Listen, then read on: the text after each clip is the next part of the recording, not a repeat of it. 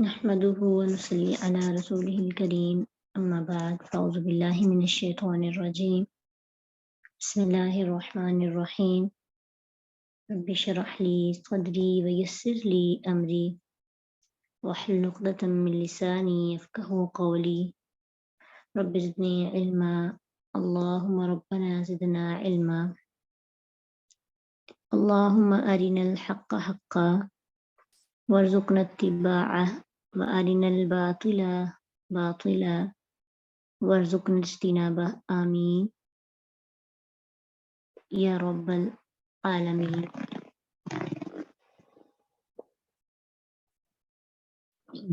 والذین یرمون ازواجهم ولم یکن لهم شهداء الا انفسهم وشهادة احدهم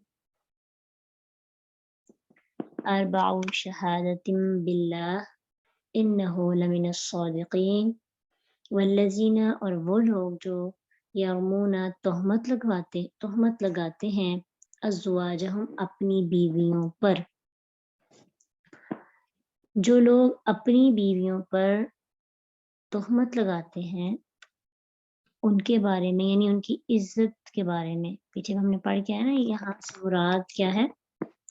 عزت پہ تہمت لگانا، کہ میں نے اس کو کسی کے ساتھ دیکھا یا کسی سے بات کرتے ہوئے دیکھا، اس کا کسی کے ساتھ ریلیشن ہے۔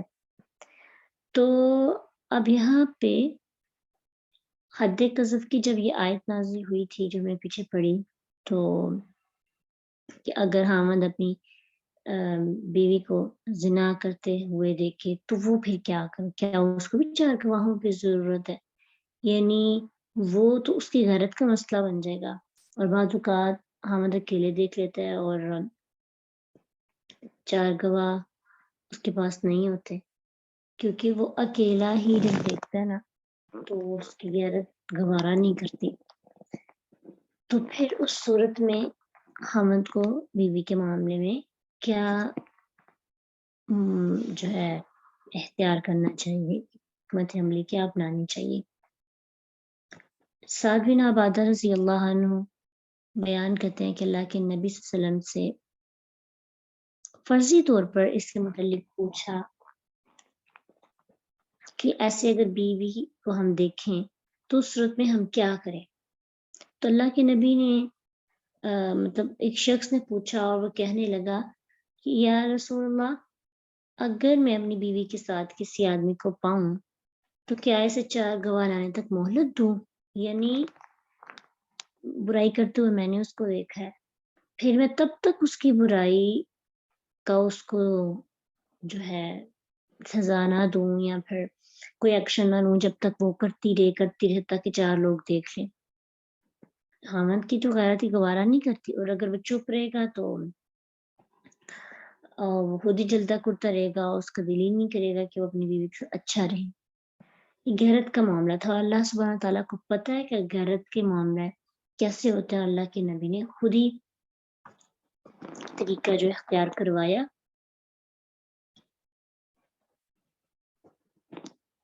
وہی ٹھیک رہا۔ تو آپ صلی اللہ علیہ وسلم نے فرمایا، ہاں اس وقت نہیں تھا نا یہ طریقہ رائج۔ تو عبداللہ بن مسعود رضی اللہ عنہ فرماتے ہیں کہ مزید ایک آدمی نبی صلی اللہ علیہ وسلم کے پاس آیا اور آپ سے پوچھا کہ اگر کوئی آدمی اپنی بیوی کے ساتھ کسی مرد کو پائے تو وہ یا تو بات کرے گا، تو اگر وہ بات کرے گا تو تم اسے کوڑے مارو گے کہ تم نے تہمت لگائی ہے، یا وہ اسے قتل کر دے گا، دیکھتے سار اس کی غیرت گوارا نہیں کرے گی تو پھر آپ لوگ بھی اس کو قتل کر دو گے قصاص میں، بدلے میں۔ وہ خاموش رہے گا تو دلی طور پر اس کا دل پریشان ہوگا، غصے کے اندر ہوگا۔ آپ صلی اللہ علیہ وسلم نے فرمایا اللہم افتح، یا اللہ تو فیصلہ فرما، اور پھر آپ دعا کرنے لگے۔ اور پھر اس موقع پر یہ آیات نازل ہوئی کہ اللہ کے رسول سے لوگ پوچھتے تھے کہ آپ نے بتا تو دیا کہ 4 گواہ لائیں، اور نہیں 4 گواہ لائیں گے تو کوڑے 80 مارے جائیں گے۔ تو اب ہم اپنی بیویوں کے معاملے میں اگر کبھی ایسا کیس آ جائے تو کیا کریں؟ پھر اس کے بعد لعان کی آیات اتری. لعان یہی ہے کہ یہ جس آیت میں ہم پڑھنے لگے ہیں آگے کہ ابھی اللہ کا کیا حکم ہوگا. تو آگے آیت بھی پڑھ لیتے ہیں نا. والخامسۃ، اور اچھا جی، اگر کوئی شخص اپنی بیوی کو غلط کام کرتے ہوئے دیکھتا ہے اور اس کے پاس اس کے لیے یہ نہیں ہے کہ وہ کوئی گواہ لائے، لیکن وہ خود ہی گواہ ہے. اللہ کے جو حاکم کے پاس آئیں گے، کسی بڑے کے پاس جب سے کام دیکھے گا تو 4 گواہیاں دینی ہوں گی، یعنی اللہ کی قسم اٹھانی ہوگی کہ اللہ کی قسم میں نے اس کو یہ کرتے ہوئے دیکھے. 4 بار ایسے کہنا ہوگا. اور پھر 5ویں بار کہنا ہوگا والخامسۃ، 5ویں بار انا کہ بے شک لعنت اللہ، لعنت ہو اللہ کی علیہ اس پر، ان کان من الکاذبین، اگر ہے وہ جھوٹوں میں سے. یہ ہے لعان کہ جس میں 4 قسمیں اللہ کی کھا کر اس کے بعد 5ویں دفعہ کیا کرنا ہوگا، ایک دوسرے پر، یعنی جس کے بارے میں ہم کہہ رہے ہیں اس پر لعنت بھیجیں گے. تو یہ جھوٹا ہے تو اس پر لعنت ہو. تو اب کیا ہوا کہ حدیث میں آتا ہے کہ جس آدمی نے پوچھا نا کہ فرضی طور پر کہ وہی آدمی ایسی آزمائش میں مبتلا ہوگا، وہ اور اس کی بیوی اللہ کے نبی صلی اللہ علیہ وسلم کے پاس آیا، انہوں نے کہا، انہوں نے لعان کیا، اور مرد جو ہے، مرد نے اللہ کی 4 قسمیں کھائیں اور یقیناً وہ سچوں میں سے ہے. یہ قسمیں اس نے کہی کہ میں سچ کہہ رہا ہوں. پھر 5ویں دفعہ اس نے لعنت کی تو اس پر لعنت ہو اگر وہ جھوٹوں میں سے ہے. پھر وہ عورت لعنت کرنے لگی، اس نے بھی ایسے کیا. تو نبی صلی اللہ علیہ وسلم نے اس کو کہا ٹھہر جاؤ، تم غلط کر رہی ہو. مگر وہ نہیں مانی اور اس نے بھی لعان کر دیا، یعنی خاوند نے بھی کر دیا، بیوی نے بھی. اب کیا ہوا، یہ کرے گا خاوند جس نے دیکھا ہے، ٹھیک ہے. تو اگر آپ دیکھیں کہ میاں بیوی کے لیے ہے نا، میاں بیوی کے لیے ہے، تو اگر خاوند دیکھتے اپنی بیوی کو اس صورت میں، ٹھیک ہے، اگر خاوند اپنی بیوی کو یہ دیکھے تو اس صورت میں ہوگا. تو باقی عورت جھوٹی تھی، اس نے بھی کر دیا. اب جب وہ واپس گئے تو آپ صلی اللہ علیہ وسلم نے فرمایا کہ شاید کہ وہ سیاہ گھنگرے بالوں والا بچہ پیدا کرے گی، جو گھنگریالے بال ہوں گے جس کے.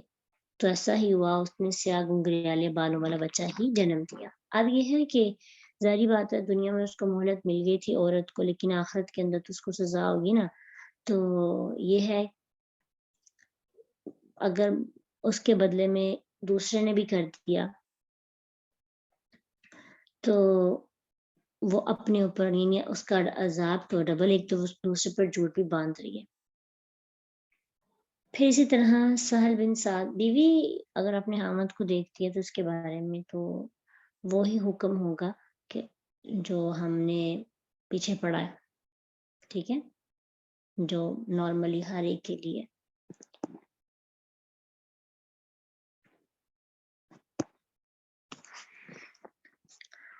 اب ایک اور حدیث دیکھتے ہیں. ان آیات کی سمجھ ہمیں تب آئے گی جب ہم ساری احادیث دیکھیں گے، ٹھیک ہے. ساری احادیث دیکھنے کے بعد کچھ مسائل اخذ کریں گے، اس لیے احادیث کو پہلے پڑھتے ہیں پھر دیکھیں گے. حدیث تھوڑی نا لمبی ہے تو اس وجہ سے ان کی سلائڈس جو ہیں وہ نہیں بن سکی، تو آپ ان کو ایسے ہی سمجھنے کی کوشش کریں.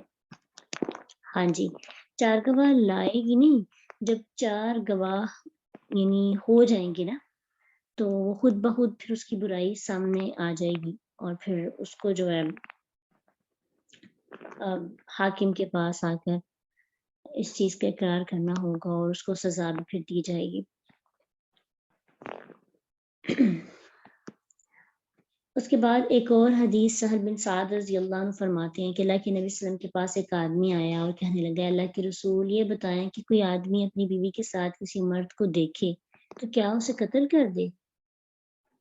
قتل تو وہ کر نہیں سکتا، اگر قتل کرے گا تو اسے قصاص دینا پڑے گا، وہ پھر کیا کرے؟ تو اللہ تعالیٰ نے ان دونوں کے بارے میں پھر قرآن کی وہ آیات نازل فرمائی جن میں لعان کا ذکر ہے. اللہ کے نبی صلی اللہ علیہ وسلم نے فرمایا، اللہ نے تمہارے اور تمہاری بیوی کے متعلق فیصلہ فرما دیا۔ سہل رضی اللہ عنہ فرماتے ہیں کہ ان دونوں نے اعلان کیا اور میں رسول صلی اللہ علیہ وسلم کے پاس حاضر تھا، اس نے بیوی سے علیحدگی اختیار کر لی، یعنی اس سے پھر یہ مسئلہ حل ہوا کہ ایسا کام جب ہم بیوی کے بارے میں دیکھے تو اعلان کرنے کے بعد ان کے اندر جدائی آ جائے گی، تب یہ پھر سنت ٹھہری کہ اعلان کرنے والے میاں بیوی کے درمیان علیحدگی ہو جائے گی۔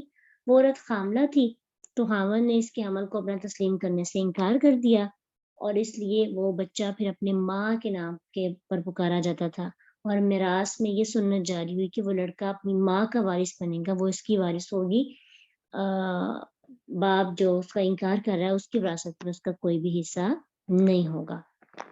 سمجھ آئی؟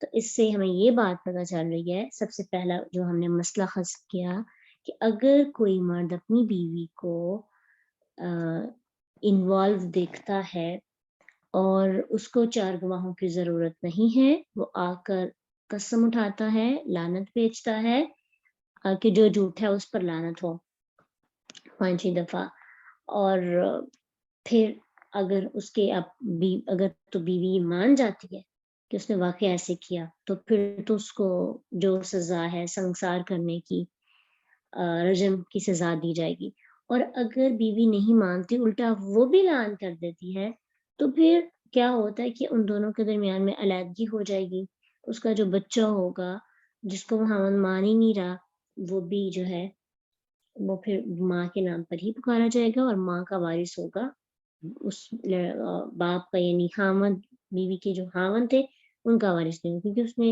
اس کو اپنا مانا ہی نہیں۔ ٹھیک ہے، اب آگے مزید اس کے مسائل دیکھیں کہ اگر کوئی خاوند شک کی بنا پر یا بچے کے خلیے کے مطابق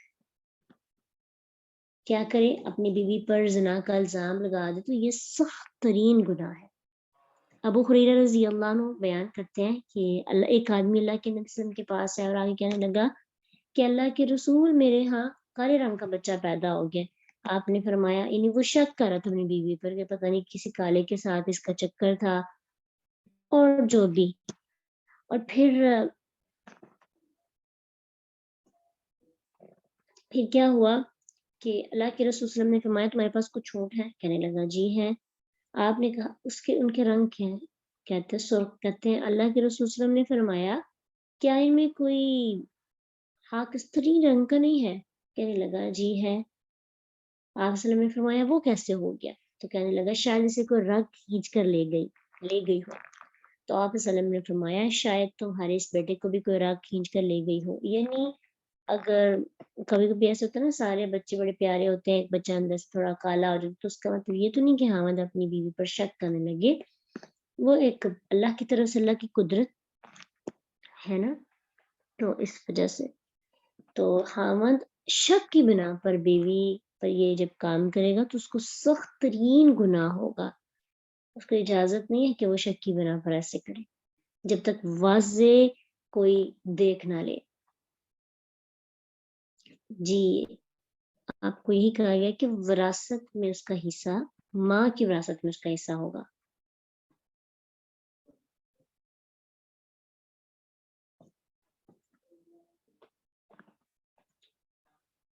اور آگے اللہ تعالیٰ کہتے ہیں وَيَدْرَأُ، اور وہ ٹال دے گی انہا اس صورت سے العذاب سزا کو، ان یہ بات کہ تشہدہ وہ گواہی دے 4 شہادت گواہیاں باللہ اللہ کی قسم کے ساتھ، انہو بے شک وہ لمن الکاذبین البتہ جھوٹوں میں سے ہے۔ اگر عورت بھی یہ کہہ دے تو پھر اس کی سزا تو نہیں ہوگی، لیکن اگر وہ جھوٹی ہوئی تو آخرت میں تو اس کی سزا ہوگی۔ والخامسۃ، اور 5ویں بار اللہ کے بے شک غضب اللہ، غضب ہو اللہ کا علیہ اس عورت پر، ان کان من الصادقین اگر وہ مرد سچوں میں سے ہے۔ اللہ کہتے ہیں ولولا فضل اللہ، اگر نہ ہوتا فضل اللہ کا علیکم تم پر، ورحمتہ رحمت اس کی، وان اللہ تواب حکیم، اور بے شک اللہ بہت توبہ قبول کرنے والا حکمت والا ہے۔ اب دیکھیں کہ یہ سارا جو پروسیس ہے یہ اللہ کی بہت بڑی نعمت ہے، اللہ کا فضل ہے ہم پر، کیونکہ اگر فضل نہ ہوتا تو بڑی ٹینشن بن جانی تھی۔ اگر یہ حکم نہ نازل ہوتا تو خاوند اگر بیوی کو زنا کی حالت میں دیکھتا تو اس کا معاملہ دوسرے لوگوں کی طرح نہیں تھا، اس کے اندر غیرت کا معاملہ، وہ تو اس کی وقت اٹھتا اور 4 گواہ تو بلا نہیں سکتا تھا، اور اگر وہ خاموش رہے تو خاموش وہ رہ نہیں سکتا، کیونکہ اگر وہ خاموش رہے گا تو ساری عمر دل کی جلن کے ساتھ خاموش رہے گا اور دوسروں کی اولاد کو اپنی اولاد تسلیم کر لے گا، طلاق دے گا تو اس کا نقصان ہوگا، اور اگر الزام لگائے گا تو 4 گواہ لائے گا، اگر نہ لا سکے گا تو لوگ اس کی بات کو الزام سمجھیں گے، بہتان سمجھیں گے، اور اس کو بہتان کی حد جھیلنی پڑے گی، تو 4 گواہ لانا ممکن بھی نہیں ہوں گے اتنی جلدی، اور ہو سکتا ہے پاسبل نہ ہو، اور جیسے اب عام انسان کا ہم کوئی گناہ دیکھتے ہیں تو 4 گواہ اگر نہیں ہے نا تو پھر ہم اس کے بارے میں نہیں بتائیں گے، خاموش رہیں گے۔ اب باقیوں کے معاملے میں خاموشی آسان ہے، خاوند کا اپنی بیوی کے معاملے میں خاموشی آسان نہیں ہے، ٹھیک ہے؟ تو یہ سسٹم اسی لیے خاوند اور بیوی کے لیے آسانی کے لیے، اگر خاوند مطلب الزام کے طور پر الزام کی خاطر قسمیں کھانا شروع کر دیتا ہے تو یہ بیوی کے زنا کا ثبوت ہو جاتا ہے اور عورت کے لیے سخت مصیبت ہو جاتی، تو اللہ تعالیٰ نے یہ بیوی کو بھی دیا کہ اگر وہ سچی ہے تو وہ بھی قسمیں کھائے، 4 اور 5ویں دفعہ لعنت بھیجے، ٹھیک ہے؟ تو پھر آگے اللہ کا معاملہ ہے، جو سچا ہوگا اللہ تعالیٰ اس کو جو ہے دنیا اور آخرت کے لیے بہت سی آسانیاں پیدا کرے، وہ جھوٹا ہوگا، اور جھوٹے پر جو لعنت ہوتی ہے دنیا میں بھی اس کو اس کا نقصان ہوتا ہے، اور وہ کسی نہ کسی طریقے سے سامنے آ ہی جاتا ہے۔ تو اس طرح سے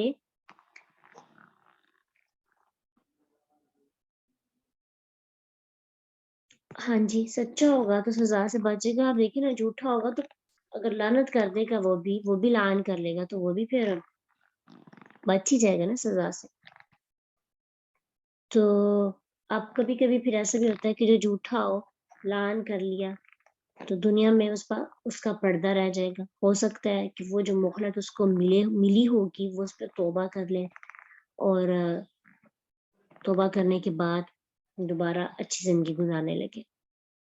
شوہر کی گواہی کے بعد عورت کو سنسار کیا جائے گا اگر عورت ایکسیپٹ کر لیتی ہے کہ واقعی شوہر صحیح کہہ رہا ہے، تو اگر عورت ایکسیپٹ ہی نہیں کرتی اور عورت اوپر سے الٹا اعلان کر دیتی ہے تو پھر کیا ہوگا کہ پھر ان کے اندر جدائی آ جائے گی، علیحدگی ہو جائے گی، سنسار تو نہیں پھر ہم کر سکتے نا اس کو، کیونکہ اس نے بھی کر دیا۔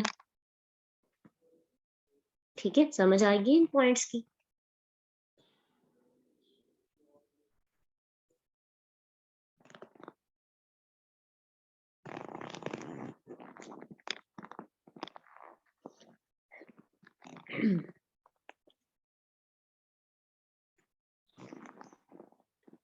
ان الذین، بے شک وہ لوگ جو جاؤ لائے ہیں بالافک بہتان، عصبتن ایک گروہ ہے، منکم تم میں سے، لا تحسبوہ نہ تم سمجھو اسے، شرن برا، لکم اپنے لیے، بلکہ ہوا وہ خیرن اچھا ہے، لکم تمہارے لیے، لکلی واسطے ہر امرئی شخص کے لیے، منہم ان میں سے، ماں جو اکتسبا اس نے کمایا، من الاثم گناہ سے، والذی اور جس نے تولا اٹھایا، کبراہ بڑا بوجھ اس کا، منہم ان میں سے، لہو اس کے لیے، عذاب عذاب ہے، عظیم بہت بڑا۔ عصبتن کہتے ہیں ایک ذہن کے لوگوں کے گروہ اور جماعت کو، کیونکہ وہ ایک دوسرے کی طاقت کا، تقویت کا سبب بنتے ہیں۔ ویسے بھی عصبہ یعصب، عین صاد با کا مطلب ہوتا ہے باندھنا، مضبوط کرنا، یعنی یہ لوگ جو لوگ یہ عظیم بہتان اپنے پاس سے بنا کر لائے ان کے بارے میں تھا عصبہ۔ اب سورۃ نور کا شان نزول ہی حضرت عائشہ رضی اللہ عنہا پر جو تہمت لگی تھی اس سے متعلق تھا، تو اس کی واضح آیت ہم اب پڑھنے لگے ہیں کہ جو لوگ بہتان لائے گروہ میں سے، تو تم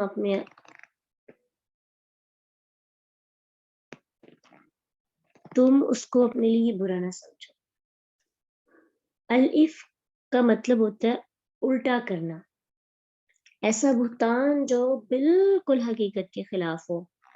تو اس بہتان سے مراد وہ بہتان ہے جو منافقین نے عائشہ رضی اللہ عنہا پر لگایا تھا، اور اس میں سے یعنی منافقین کے علاوہ 3 مسلمان بھی تھے، وہ بھی کسی نہ کسی طریقے اس میں شامل ہو گئے۔ حدیث میں عائشہ صدیقہ رضی اللہ عنہا نے اس کی تفسیر خود بیان کی، بڑا لمبا سا واقعہ ہے، اور جس میں وہ بیان کرتی ہیں کہ اللہ کے نبی صلی اللہ علیہ وسلم کو عادت تھی کہ جب آپ سفر پر جاتے تو اپنی بیویوں کے نام قرعہ ڈالتے، ایک بیوی کو ساتھ لے کے جاتے۔ ایک غزوہ تھا جس میں قرعہ ڈالا گیا بنو مستلق کے ساتھ جو ہوا، تو اس میں میرا نام نکلا۔ کہتی ہیں کہ میں آپ کے ساتھ روانہ ہو گئی، اور یہ واقعہ جو ہے حجاب کا حکم نازل ہونے کے بعد کا تھا۔ میں ایک خودے میں، جیسے پالکسٹی ہوتی نا، اس میں سوار رہتی، جب اترتی تو عہدے سمیت اترتی، یعنی نیچے اس کو رکھا جاتا، اور پھر جب لوگ روانہ ہوتے تو اس کو اٹھا لیتے۔ کہتی ہیں ہم اسی طرح سفر کرتے رہے۔ جب آپ صلی اللہ علیہ وسلم اس غزوے سے فارغ ہوئے تو سفر سے لوٹے تو ہم لوگ مدینہ کے نزدیک آ پہنچے۔ آپ نے ایک رات کوچ کرنے کا اعلان کر دیا۔ یہ اعلان سن کر میں اٹھی اور پیدل چل کر لشکر سے پار نکل گئی۔ جب حاجت سے فارغ ہوئی تو لشکر کی طرف آنے لگی تو مجھے پتا چلا کہ میرا جو گلے میں ہار تھا وہ ٹوٹ کر گر گیا، اور میں اسے ڈھونڈنے لگی، اور اسے ڈھونڈنے میں میری دیر ہو گئی۔ اتنے میں وہ لوگ جو مجھے اٹھائے ہوئے تھے ان کو پتہ ہی نہیں چلا، کیونکہ میں پتلی سی تھی اور میرا وزن اتنا زیادہ نہیں تھا، اور اس دور میں لوگ اتنا زیادہ کھاتے بھی نہیں تھے، اور ہلکی پھلکی سی تھی۔ تو جب انہوں نے اٹھایا تو ان کو پتہ ہی نہ چلا کہ اندر کوئی ہے بھی کہ نہیں۔ وہ چلے گئے اور کہتی ہیں کہ مجھے ہار تو مل گیا، لیکن میں دوبارہ اسی ٹھکانے پر گئی تو جہاں رات کو اترے تو وہاں نہ کوئی دیکھنے، کوئی بھی نہیں تھا وہاں پہ موجود۔ تو پھر میں نے ارادہ کیا کہ اپنے ٹھکانے پر ہی چلی جاؤں، کیونکہ وہ مجھے ڈھونڈتے ڈھونڈتے وہاں پر ہی آئیں گے۔ خیر میں وہاں جا کے لیٹی اور مجھے نیند کا غلبہ آیا اور میں سو گئی۔ تو لشکر کے پیچھے ایک صحابی تھے جو پیچھے جو سامان رہ جاتا تھا نا، اس کی خبر رکھنے کے لیے موجود ہوتے تھے، صفوان بن معطل۔ تو کہتے ہیں کہ وہ رات کو چلے اور صبح جب میرے ٹھکانے پر پہنچے تو دور سے انہوں نے کسی انسان کو سوتے ہوئے دیکھا، تو انہوں نے چونکہ مجھے حجاب کرنے سے پہلے دیکھا ہوا تھا، اس لیے وہ مجھے پہچان گئے، اور میرے پاس آ کر انہوں نے انا للہ و انا الیہ راجعون کہا، اور یہ سنتے ہی میں نے اپنی چادر سے چہرہ ڈھانپ لیا اور میں اٹھ کھڑی ہوئی، اور اس کے سوا انہوں نے کوئی بات نہیں کی۔ پھر کیا ہوا، انہوں نے آگے مجھے اشارہ کیا اونٹنی پر بیٹھنے کا، اور پھر میں اونٹنی پر بیٹھ گئی، اور آگے سے اونٹنی کی مہار پکڑ کر یہ پیدل چلتے رہے یہاں تک کہ ہم لشکر سے جا ملے۔ جب دوپہر کو گرمی کی شدت کی وجہ سے پڑاؤ کیا ہوا تھا انہوں نے، تو پھر آگے اصل واقعہ شروع ہو جاتا ہے۔ کہتے ہیں جن کی قسمت میں تباہی لکھی کہ وہ تباہ ہوئے، اور اس تہمت کا ذمہ دار تھا عبداللہ بن ابی۔ کہتی ہیں ہم مدینہ پہنچے، میں بیمار ہو گئی، تھوڑا سا مہینہ بعد بیمار ہی، ابھی ان کو پتہ نہیں تھا کہ میرے بارے میں یہ باتیں باہر چل رہی ہیں۔ لوگ تہمت لگانے والے باہر چرچا ہو گیا، کہتے مجھے تو خبر بھی نہیں تھی۔ بس ایک بات سے شک تھا کہ جب میں بیمار ہوتی تھی اللہ کے نبی میرا بہت خیال رکھتے تھے، لیکن اس دفعہ آپ صلی اللہ علیہ وسلم نے اتنا خیال نہیں رکھا۔ آپ آتے، حال پوچھتے، سلام کرتے اور واپس چلے جاتے۔ تو اب کیا ہوا کہ بیماری سے کچھ افاقہ ہوا تو میں کمزور ہو گئی، ابھی کمزور ہی تھی کہ قضائے حاجت کے لیے نا مستحکمہ عاتقہ میرے گھر کے نزدیک تھی، تو میں ان کے ساتھ نکلی رفع حاجت کے لیے۔ تو ہم جب فارغ ہو کر واپس آنے لگی تو کہتے ہیں عاتکہ کی جو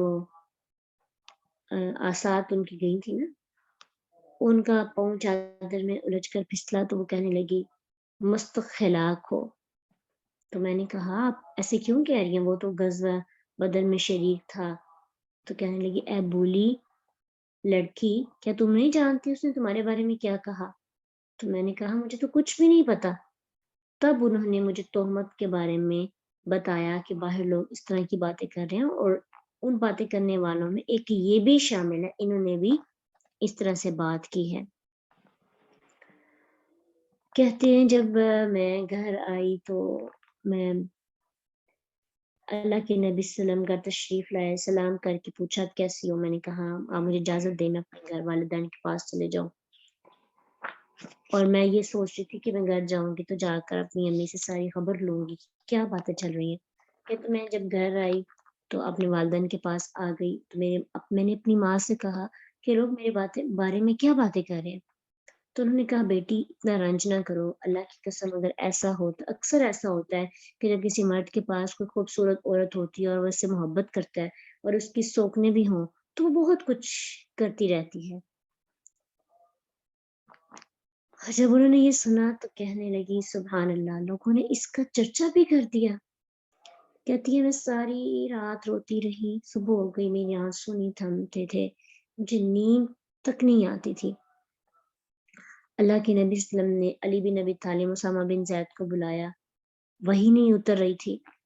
آپ نے اپنی اہلیہ سے متعلق مشورہ کیا، اسامہ بن زید نے آپ کو مشورہ دیا تو وہ جانتے تھے کہ عائشہ ایسی ناپاک باتوں سے پاک ہے، اور اس کے مطابق جو ہے انہوں نے بالکل صحیح بات کہی۔ پھر اسی طرح کہا انہوں نے کہ ہم آپ کی اہلیہ میں خیر کے سوا کچھ بھی نہیں جانتے۔ علی رضی اللہ عنہ نے کہا اے اللہ کے نبی، اللہ تعالیٰ نے آپ پر کوئی تنگی نہیں کی، عورتیں اس کے علاوہ بھی بہت ہیں، آپ بریرہ سے پوچھے، وہ آپ کو ٹھیک ٹھیک بتا دے۔ آپ صلی اللہ علیہ وسلم بریرہ رضی اللہ عنہ کے پاس گئے، ان کو بلایا، ان سے پوچھا کیا تم نے کوئی ایسی بات دیکھی ہے عائشہ کے متعلق جو تمہیں شک میں ڈالے؟